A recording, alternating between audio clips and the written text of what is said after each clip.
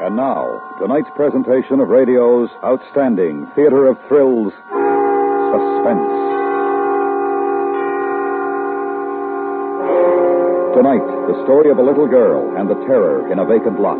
We call it The Screaming Woman. So now, starring Sherry Jackson, here is tonight's suspense play, The Screaming Woman. I'm Margaret Leary, and I got to tell you how it happened. It was Thanksgiving Day, and it was nice and sunshiny, almost like summer except cooler. Mama was cooking the turkey, and I was watching. And Mama said to me, "Oh, good heavens, I forgot. Your Aunt Betty's made some cranberry relish for us. Run over and get it, Margaret, so her feelings aren't hurt. And hurry, dear, this turkey's done to a turn."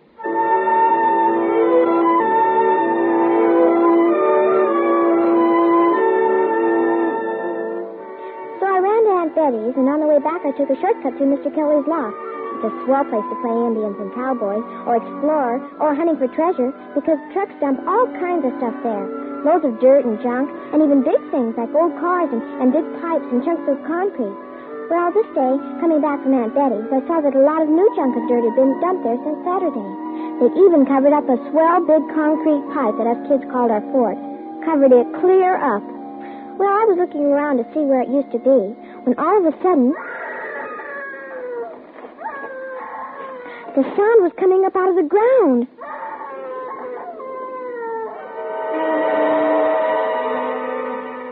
A woman was buried under the junk and dirt and glass, and she was screaming all wild and horrible for someone to dig her out.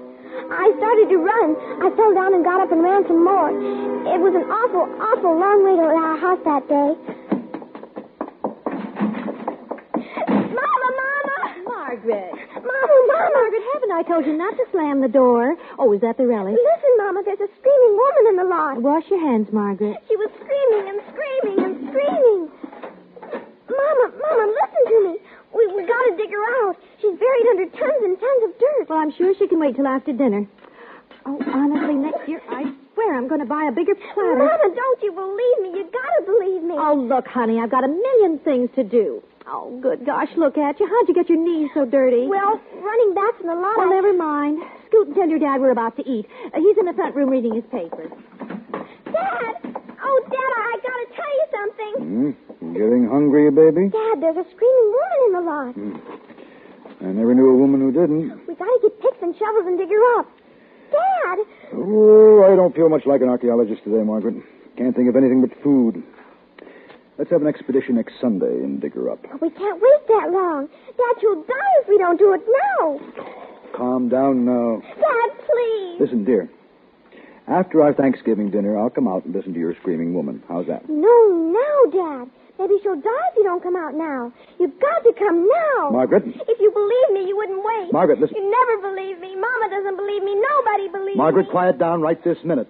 Or I not only won't go with you, but you'll go to your room and stay. And without your Thanksgiving dinner. Now, is that clear? Yes, sir. It's clear.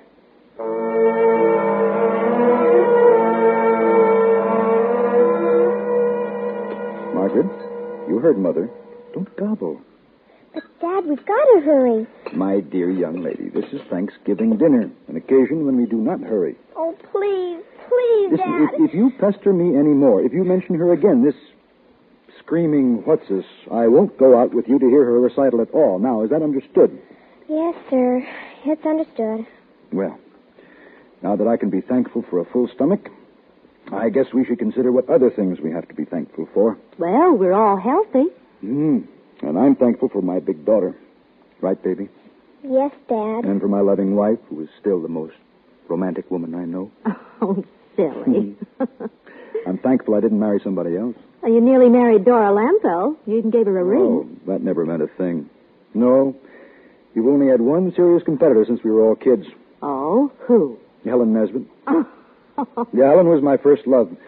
When she was about as old as Margaret, I gave her a present one Christmas, and she gave me one. I still have it. That paperweight on your Yeah. desk. It's funny how we hang on to things that were important when we were kids. Dad. Now, just a little longer, Margaret. Oh, Dad, Oh, please. go on, dear. You'd better take her out to the lot before she collapses. Okay, come on, Margaret. Let's hear this wailing banshee of yours.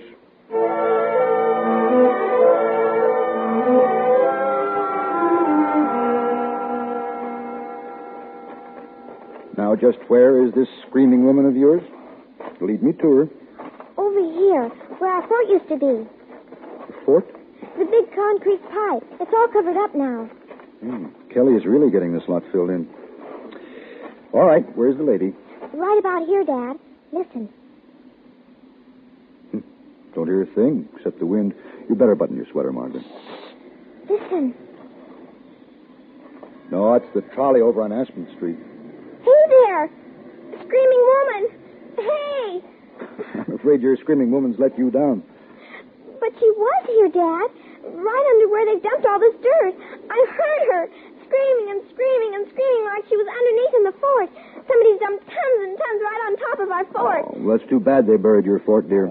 I saw two of Kelly's big trucks here last evening, and there was a dump truck in here this morning, too. It isn't because they covered the fort. It must be your screaming woman doesn't like grown-ups. Only delivers her solo for kids. Maybe she can't scream anymore. Well, I'm going to take a nap now. Let my dinner settle. Aren't you going to help me, dear? Don't you think this is a sort of silly game? It's not a game. All right. All right, dear, but don't stay too long. Mama probably would like some help with those dishes. Dad! Oh, I know I heard her scream. I know it. Oh, darn.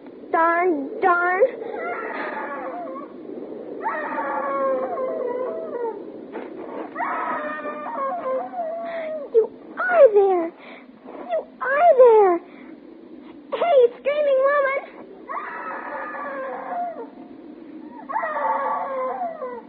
Why didn't you scream before? Why didn't you scream so Daddy could hear you?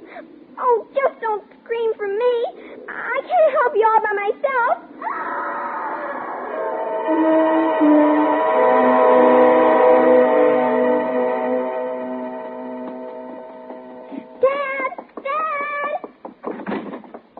Dad, she's screaming again. Right after you left, she started to scream. You've got to come back. Oh, there now, Margaret. Come here.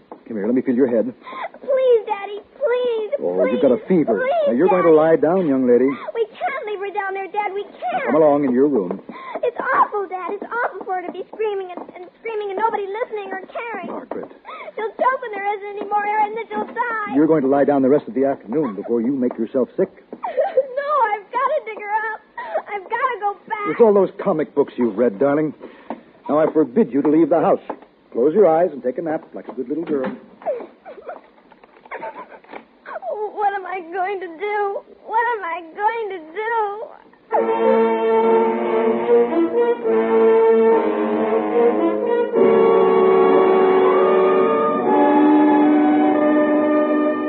You are listening to The Screaming Woman, tonight's presentation in radio's outstanding theater of thrills, Suspense.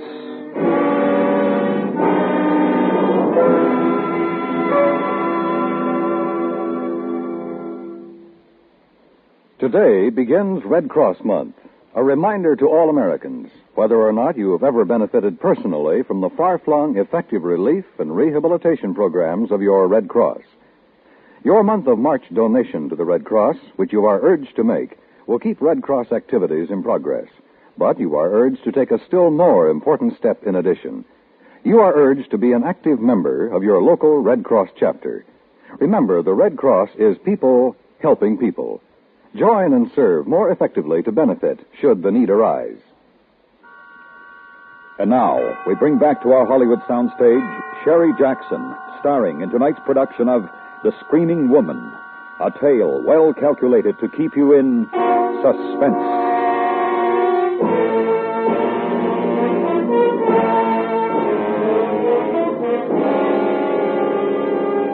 After a while, I stopped crying. I had to get back to the lot where that woman was screaming, but I was locked in. So I tied a sheet to the bed and let it out the window and shimmied down to the ground. Then I ran to the garage and got shovels and ran to the empty lot. The sun was almost down and it was getting cold. I started to dig fast. Hi, Maggie. It was Dippy Smith. He goes to my school. What you digging for? For a screaming woman. She's down on the ground, and I'm going to dig her up. You can help me dig, Dippy. There's an extra shovel. I don't hear nothing. Well, listen. Just listen. No, I don't hear nothing. Well, just wait. You will. Hey, Did you hear it? Hey, that's okay. Do it again. Do what again? The scream. Do it again. Go on. I'll give you this Aggie if you teach me to do it. Hot dog! Did you get that ventriloquist book for $10 from the Magic Company? You got one of those tin things in your mouth? I won't tell you unless you help me dig. Okay, Swell, give me the shovel. Hot dog! And you gotta dig fast, like this.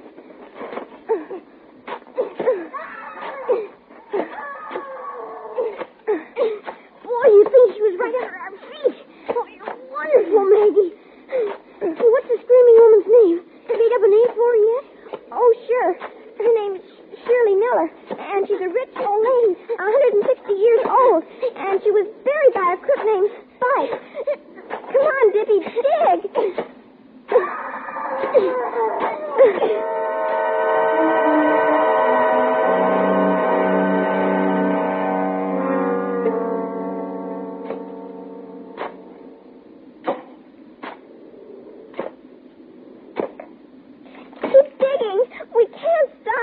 I'm tired. I think I'll go home.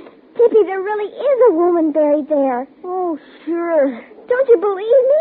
I wasn't throwing my voice. Honest, I wasn't, Tippy. Hey, you couldn't talk and scream together. There really is a woman here. That's what I told you. Come on, let's dig. How's she breathing, do you think? I think she's in the forest. Remember? Sure, that's where she is. 5 or 6 of us kids could get in it, so it's big enough. Hey, what do you kids think you're doing? Oh, hello, Mr. Kelly. I'm tired of chasing you out of this lot. If one of you get hurt, maybe your folks would shoot me. But, Mr. Kelly, there's a woman screaming. You kids beat it, you hear? Yes, sir. But listen, Mr. Kelly, don't you hear her? There. I don't hear anything, and neither do you. Now beat it. Come on, Maggie. Oh, Mr. Kelly, somebody's got to dig her Don't up. argue with me or I'll phone your folks. This is my property. Do I have to put up a fence? Why should I spend money to keep people off my property? I put up a fence. Dippy, it's him. He's the one. Huh? He murdered Mrs. Kelly. He hit her on the head and stuck her in the fort and dumped loads of dirt on top. But she wasn't dead. She came to. Well, you saw him. He stood right there when she screamed and wouldn't pay any attention. Hey, that's right. He stood right there and lied to us. What do we do, Maggie? There's only one thing to do. We'll phone the police and tell them to come and arrest Mr. Kelly.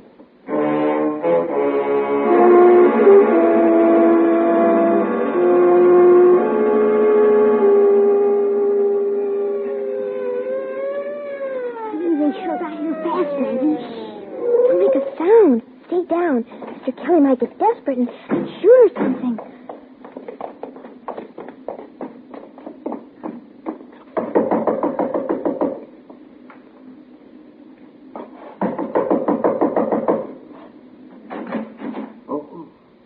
Oh, yes? Officer? You, Mr. Kelly? Yes, sir. Well, what can I do for you? Is Mrs. Kelly at home this evening? Why, sure. May I see her, sir? Why, sure. Hey, Anna! What's up? Well, we got a call. Oh, good evening, ma'am. What is it, officer? Well, I'm sorry, folks. We got a call that Mrs. Kelly was buried alive in some empty lot. Well, It sounded like some kid calling, but we had to make sure. We always check. I can't understand. It's those blasted kids! If I ever catch them, I'll break their necks. Maggie, seize it.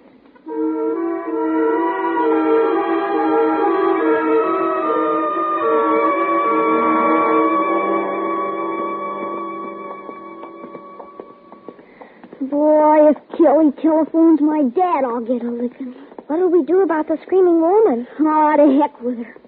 I'm not going near that lot again. Wait a minute, Dippy. I know why he didn't hear the screams. Kelly's sort of deaf. Mama says he's hard of hearing. Well, he heard us, didn't he? He heard the cop. He reads people's lips, but he couldn't hear the screaming woman because he couldn't see her. Dippy, come on. We gotta go dig some more. No, sir. We got to. We're in a pack of trouble because of your old darn old screaming woman. I'm not going to get in any more trouble. No, sir. So long, Maggie.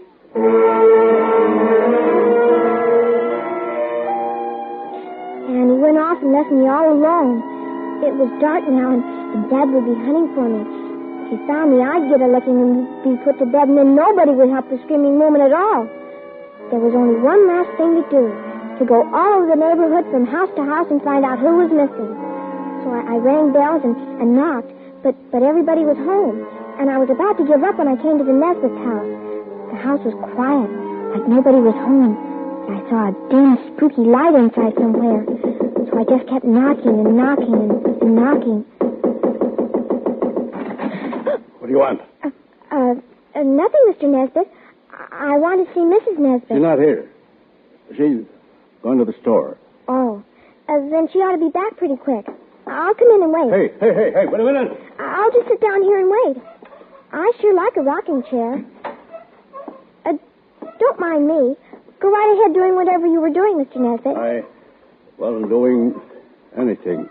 Oh. It looks like you were packing or something with all those boxes and trunks around. Going away? No. Mrs. Nesbitt's been sorting things out, getting rid of a lot of stuff. Oh. Burning it up in the fireplace. Oh, yeah. That's right. Dad always burns our junk out in the alley. Cloth smells awful when it burns. I think Look, kid, Helen may have gone on from the store to visit a friend. Well, if she doesn't come soon, I'll leave. Yeah, and I'll tell her you were here. What did you want to see her about? Oh, nothing much. Hey, that's too bad. What? I guess you lost the key to that box. You had to break the lock. It was broken already. I bet your folks don't know where you are, kid. No, sir. They think I'm in bed. What friend did Mrs. Nesbitt go visit? I don't know. Look, kid, I ought to tell you. She won't be back tonight. Oh? No. She went to the store, like I said, but she was going from there over to Beechwood to visit her mother on the bus. She'll be gone 2 or 3 days. Oh, that's a shame. Right. Mama was expecting Mrs. Nesbitt to come over tomorrow, maybe to sew. You better not tell your mother. You see, it's kind of a secret about Helen going away. She doesn't want people to know for a while. Oh. You know how to keep a secret, kid. I guess so. I'll give you something for not telling. I'll give you a reward now. Let's see here. All right. Here's something for a kid. A doll. A doll? Yeah. Helen was going to give it to you. I heard her say when she was sorting this stuff. I'll give this to the little Leary girl. That's funny. Mrs. Nesbitt always calls me Margaret. Well, sure. That's what she said. Margaret. Yeah, you see, it's quite a doll. Old-fashioned. It's made of leather, and the face is china or something. You see? Uh-huh. Thank you, Mr. Nesbitt. It's a reward for not saying anything about Helen being gone, you understand? Now, come on. I'll step on the porch light. Mr. Nesbitt, I saw your dump truck in the lot this morning. What do you mean? Were you in the lot this morning? No, I was home. I looked out the window. Please, Mr. Nesbitt, let go of my arm. You been playing out there today? Answer me. Don't. That hurts. I wasn't playing. It's no fun now with the fort covered up and... The fort? What's that? Nothing. Nothing, Mr. Nesbitt. Tell me what you're talking about. Nothing but that old concrete pipe. You know something. That's why you came here. You've been snooping around that lot and you found out something. What do you know? I don't know anything. Let me go. Mr. Nesbitt, if you don't let me go. Hey, come back. Come back, kid. I'll give you something else. Come back here. Come back. Mr. Nesbitt yelled because I kicked him and bit his hand. Then I ran, but I heard him run after me. It was dark and quiet and scary on the street, and more scary out there in the lot. I ran straight across the place where I'd heard the screaming, and it was so quiet. And all of a sudden, there was a man in the lot, right in front of me. Margaret, stop. Oh, Dad. Margaret, where have you been? Do you have any idea how your mama's worried? Do you know how late it is? Dad, he's after me. We've been up and down alleys and clear down to Clark Street. I was about to call the police. The screaming woman. It's Mrs. Nesbitt who's down there. I'm going to give you a good licking. Mr. killed her, and now he wants to kill me. I've had all of this idiotic talk I can stand. It's true. He said she's gone away, and he was burning her things. You've got to believe. Margaret, that's enough. Now stop it right now. What have you got there? Where did you get that doll? Mr. Nesbitt. I gave it to her, Leary. The kid stopped by the house, and I remembered Helen said she wanted to throw it away. Helen said to throw it away. He's lying, Dad. He gave it to me so I wouldn't tell about her.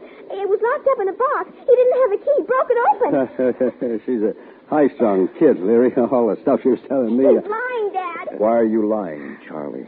Lying? Well, how do you get that? Helen was going to give it to Margaret on her birthday. She told me so. It was a present I gave her a long time ago. She wouldn't have thrown it away any more than I'd thrown away the paperweight she gave me. Why are you lying, Charlie? I'm not. Don't look at me like that, Leary. As God is my witness.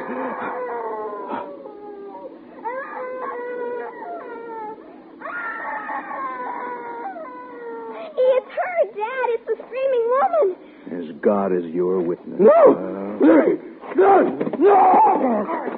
Hey, Margaret, run to the house. Phone the police and tell them to hurry. Tell them we've got to dig.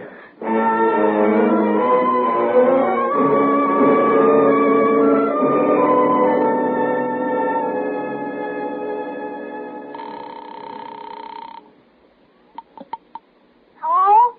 Hi, Dippy. Everything's fine. Everything's worked out keen. The screaming woman isn't screaming anymore. They got a lot of people down there digging her up. Hey, swell. Hot dog. And you know what else, Dippy? They uncovered our fort again. And now we'll be able to get the kids and play in it tomorrow.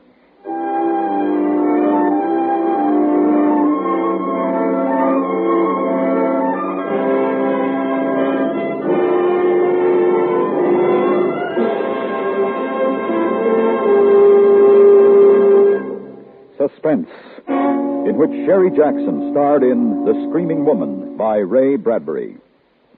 Next week, the story of a man who tries to escape his past and is faced with no future. We call it Nobody Ever Quits. That's next week on Suspense.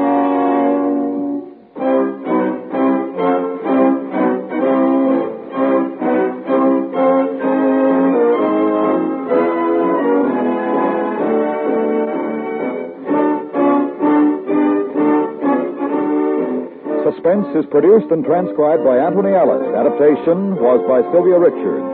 The music was composed by Lucian Marwick and conducted by Wilbur Hatch. Featured in the cast were Paula Winslow, John Daner, Richard Beals, Howard McNear, Joe Cranston, Herb Butterfield, and Eve McVeigh.